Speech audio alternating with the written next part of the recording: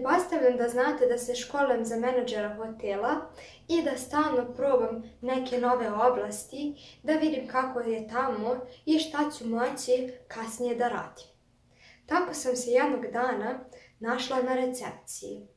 Već je bilo negde podne, gosti su polako otišli, ništa se nije posebno dešavalo, ja sam neke papire heftala i stavila u neke formulare, kada je zazvonio telefon.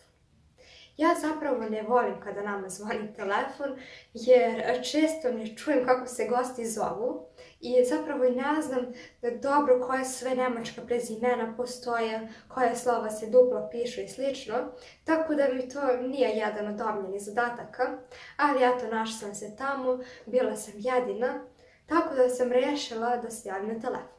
Zapravo morala sam. Kad ono nije bila nikakva rezervacija, nego jedna žena je pozvala i rekla: "Zdravo, ja se zovem tako i tako, da li vam je potrebna čistačica?" Sad, ja razmišljam, treba nam. Što više radnika dođe, to je manje stres, to nas ima više, možemo bolje da podelimo posao.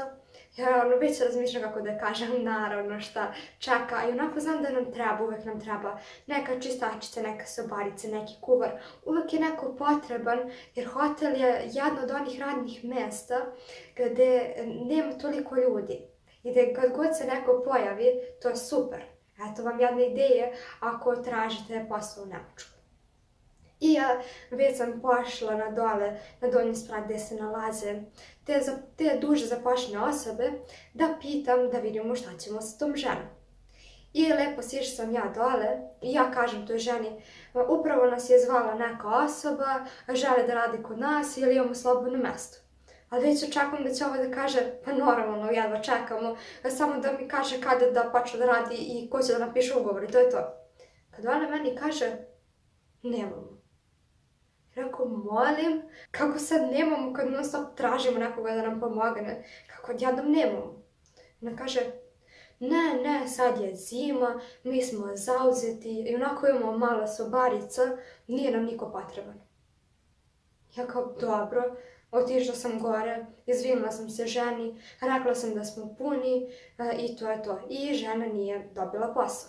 Pošto je taj dan bio dugačak i pošto sam ja i dalje heftala te neke papire, neke rezervacije, počela sam da razmišljam.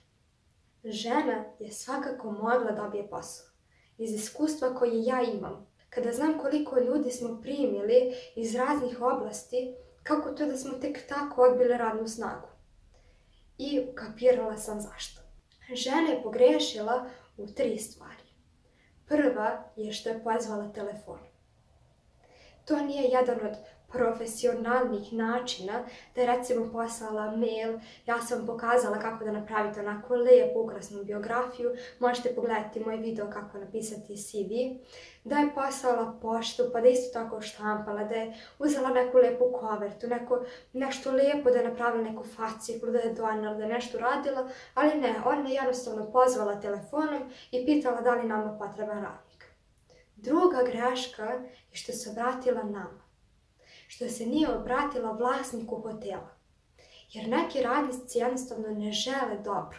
Ne žele sad da mi nešto napredujemo. Oni su samo tu jer moraju biti tu. Ja sam jedan od radnika koji je tu jer mora biti tu, ali dok sam tu, dok već trošim svoje vrijeme, dajem sve od sebe da napredujem, da nešto naučim, da budem ljubazna prema gostima. Rekla sam kako smo počeli da dobijamo bakšiš za doručak. Znači ja sam jedna od tih osoba koja bi pomogla toj osobi. A opet, od ove zbrke se nisam snašla da joj kažem pozovi kasnije ili slično. Kad bi mi se sad ponovio taj slučaj, odmah bih znala što da kažem da putim osobu. Znači prvo, može da ta osoba je mogla da naiđe, zapravo jeste, na neku osobu koja ne želi najbolje hotelu, mogla da naiđe na osobu kao što sam ja, a da ne uspem da joj pomognem, a samo mala šansa je da je imala sreće da se to sve pogodilo, da je recimo zvala leti, kada svi hoteli mole za pomoć, tada ne bi bilo problema, ta bi dobila svakako, jer i te sobarice bi se potrudile da neko dođe. Ali evo u ovom zimskom periodu to je bila druga greška. I njena treća greška je što je tražila za čistačicu. To je verovatno mislila za sobaricu, ali mogla da kaže da li vam treba neka pomoć.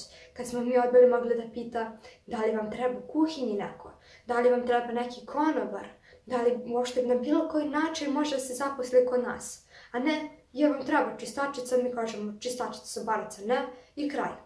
Znači, treća greška što se nije borila za to, što nije rekla da može sve da radi, što nije te neke sposobnosti uradila, nego to se kaže jurila je samo za čistim novcem. Pošto već pričamo o tim nekim oblastima u hotelu, i znači rekli smo, sam vam snimala video mojih nekih oblasti, sad ću vam kratko ispričati gdje sve možete da radite u hotelu. Znači kad je leto kao sobarica uvek dobijate, ali recimo kad je zima da znate i reći vam otprilike moje mišljenje po težini. Šta je najteže, šta je najlakše, za šta je potrebno koliko nemačkog i slično. Najlakše, ono za šta se ja školujem, je definitivno biro. Kad kažem biro, mislim na računanje poreza, na pisanje tih nekih stvari, na plaćanje računa. Ja to jednostavno volim. To je meni matematika i po mom mišljenju je to najlakše. Nemački je potreban, jer je potrebno recimo da znate kad vidite neki račun šta je to, da li je to nešto prodajemo ili što smo ovako kao trošak, ali da biste znali da li je recimo to što prodajemo ili trošak, mora da znate šta je na računu. Tako da je biro po mom mišljenju, kada znate nemački, najlakša stvar. Sljedeća stvar je naravno recepcija. Kada znate još više nemačku, da razumete goste, da znate sva prezimena, imena, onda je to uživancije. Samo sedite, javite se na telefon i sl. Ali opet, to je po mom mišljenju, sa mojim nerazumijevanjem imena gostiju, to je broj 2. Broj 3 je konobar ili kuhinja. To je isto. Zavisi ko što voli, ko je gde bolje. Ja sam mnogo bolja kao konobar nego u kuhinji. Pričala sam već u videu o kuvanju kako sam imala problema na početku kad ništa ne znala da kuvam. Tako da bih ja na sljedeće mjesto stavila konobar. Pod konobar mislim jutarnju, večernju smjenu, znači za doručke, za večere. To su sad kao dve različite stvari. Ali ja to sve svrstavam u jednu grupu jer ja to zovem, nije potreban umni rad, potrebno je samo puno snage, puno ljubaznosti i da bi to sve lepo teklo. Sljedeće znači kuhinja, tu kuvate, radite ne znam šta i po mom mišljenju najteža stvar je biti sobarica. Ali imam neke kolege, jedna stavi slušalicu uvo i tako da niko ne vidi i tako sređuje sobe i kaže ja svaki dan radim isto. Svaki dan isti način sređujem sobe, dođem od radim, odem kući i meni je to dobro.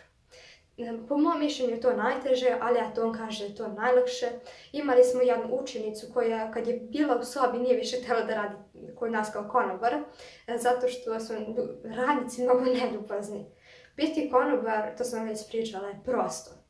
Ali kada neko vas zeza, kada su oni koji rade sa vama neljubazni, onda se samo oteža cijela situacija.